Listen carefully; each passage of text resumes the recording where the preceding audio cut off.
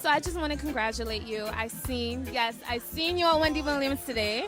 Nice. Thank you very much. So tell me, how was that experience? I know that was so invigorating. Yeah, that feeling was great, to represent the country, sing a song that speaks for the people, it's a great, great, great, great feeling.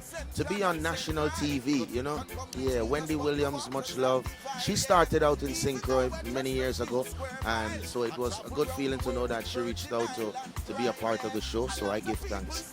So she reached out to you to do it. Department of Tourism, they are promoting the Virgin Islands, and they have a 1 month giving away free tickets to the Virgin Islands through a promotion going on, and Wendy Williams show was a part of their promotion, so I became one of the artists, the artist to perform and represent the island. So more about your album, the story. Tell me about it. What's behind the backbone of this album?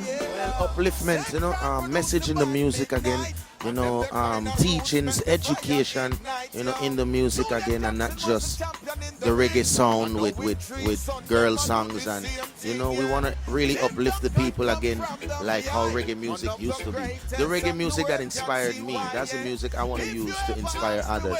What music inspired you? Reggae music, soul music, rockers. Any song in particular? There's so many. I'm talking about artists. Bob Marley, the early Sizzla, the Dennis Brown, the Garnet Silk, the songs that were really burning the fire. Peter Tosh, Human Bell. It's enough music that really inspired me. And I think you did a great job with this. It's so many messages within each song, and I really, really love it. I had a chance to listen to it yesterday, thanks to Mr. Fly over here who put me on. So you did a great job for that. But this is the album that you recorded back home, right? So what made you go back home for this album? I mean, the production team was the producer. I've been working with him off and on for quite some time, from even my early years before I met Don Carleon. And the music, I was just so inspired about how the producer and the production team has grown to bring out such quality reggae music, and coming from the Virgin Islands, and it makes sense that me coming from the Virgin Islands as one of the top artists from there, and we have a top reggae producer that's making moves from the Virgin Islands. It makes sense for us to come together at some point and represent the country, You're talking about Tippy. Yeah, definitely. So, yeah, it was meant to be. And yeah, and big shouts to him today, because I know he's here today as well, right? Yes. You're traveling with him this weekend to promote the album. Yeah, we just got back from Europe. We spent 2.5 weeks in Europe touring. We did Germany, Italy, Spain, and Portugal. And we just got back about 3-4 days ago. And we're getting ready to do Washington, D.C. this Saturday. And we're doing SOBs in Manhattan Sunday. Yes. I'll be there too. But how is the reggae scene abroad in Europe in comparison to the States? How is it different?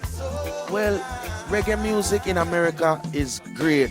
Reggae music in Europe, the people support the music. They buy your albums. They want to have original. People in Europe are very serious about the music, to a point where it's like when you have shows, people are singing the song, just the sound of the rhythm, they're dancing. It's not hard to get a vibe from the people. The people are always vibrant in reggae music. In America, it's a lot more competition with so many different genres, and you have pop, and it's more like a hype world. It's fast, Do you? Yeah, versus Europe now, people are more laid back and willing. They want to hear good music and quality artists, Do you think that's why a lot of times artists take the decision to fuse reggae with other genres to kind of get the people to buy into it? That's a method to do to cross over and into other markets and get the listeners and the fan base as well.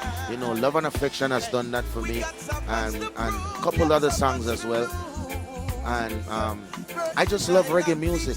Reggae music is my thing, and I'm not a rap artist. I'm not an R&B artist. I'm a reggae artist. So I do reggae music to the best of my ability, and that's the music that inspired me. I'm not gonna be a rap artist tomorrow just for the money. You know, I'm serious about reggae music. You know, and wherever reggae music takes me, that's where I'm gonna go. You know, yeah. So your last album, Coming Back to You, was 5 years ago, which is really like 10 years in music biz years. So how have you grown as an artist and as a man in those 5 years? Well, in those 5 years, I still was touring, putting out singles, so work was coming in. But I had a lot more time for myself, family, to breeze out and get things, learn more things, you know. And sometimes when the music business is saturated with a lot of music, and artists like myself that's coming out with quality music, it's hard, you know, because the music is saturated, the industry is saturated with a lot of music that's hype and it's not liberating the people, but it sounds good. It gets you in a groove, you dance, you know, you get forward. It's a nice vibe if you like the party life. And that, I think, has been captivating the minds of the people for that 5 years, you know, and that 5 years is the time that I took to get to myself and recuperate and bring people back a new message, the real message, you know, and the God message. Yeah, and so now I felt like it was a time to release the sound that has been hidden from the people for such a long time.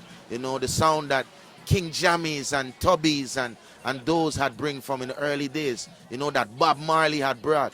That's the sound that has been missing in reggae music, and I am glad to be a part of that sound today, you know.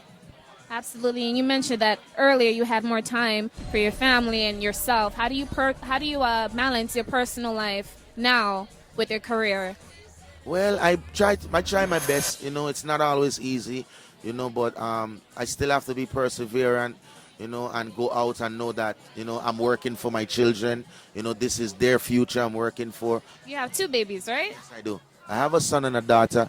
Yeah, and they are my world. So I make sure that when I'm out here, I'm doing this for them, so that in case anything happens to me, they have a future, something they could fall back on. And I take that very seriously, you know. So I might be on the road a lot, you know, like people get to see their kids every day. I don't get to see mine a lot, but I contact with them very often. You know, they are not in need for anything.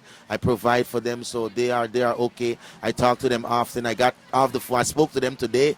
They call me. They're like, "Daddy, we saw you on the Wendy Williams. We saw you on the Wendy Williams. You did a great job." So, you know, they're up and they're updated of what I'm doing, and they're excited, you know. That's beautiful. That's really beautiful. So I definitely commend you for staying true to your kids and keeping them first. You know, that's awesome. Going back to your album, The Sound, it's such a powerful work of music. So everyone wants to know: are you gonna link up with Tippy I again for our next album? Yes, this is a long-term work, you know. This is a long-term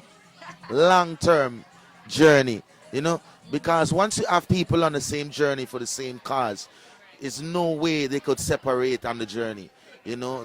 Togetherness is the fullness, you know. So I Grade Records, Busspipe Records, we have a lot of works in store. I'm still recording. We're working on the next album already, you know, and I have other albums to be released as well. I have a new album that will be released this year, coming from Baby G. And that is a great album as well, with enough features on it from top artists, and it's going to be great. It's something I'm looking forward to, and this is a great year for Pressure. You just took the next question. What's next for Pressure? So you just let us know the whole year what Pressure is going to be doing. But okay, but tell your fans also, how can they connect with you and your supporters? How can they connect with Pressure? Well, you know, this is 2014, and Rastaman, we have computer now. We're not in the bush anymore, and you know, right now we're up and updated with what's going on the internet. So Pressure Busspipe has an Instagram, Busspipe. We have Facebook, which is Pressure Busspipe, Real Busspipe, Pressure Brown. You know, we have Twitter @Busspipe. And we're everywhere. We just make sure that we connect with the people as much as we can. And this is yours. People can at you and be like, Busspipe, we love the music, and you're going to say something back. I am the person that controls my pages. You know, I have one page, Pressure Busspipe. I have an administrator for that page as well. So I'm not going to get to every message, you know, but, you know, I mean, if it makes sense, because, you know, people just want to talk, you know, but it's good that when people show the love, I show the love back in return as well. Thank you, guys. So we're sitting here with Pressure. Everything is done off right now. The sound is in stores on iTunes right now, right? iTunes. Thank you so much.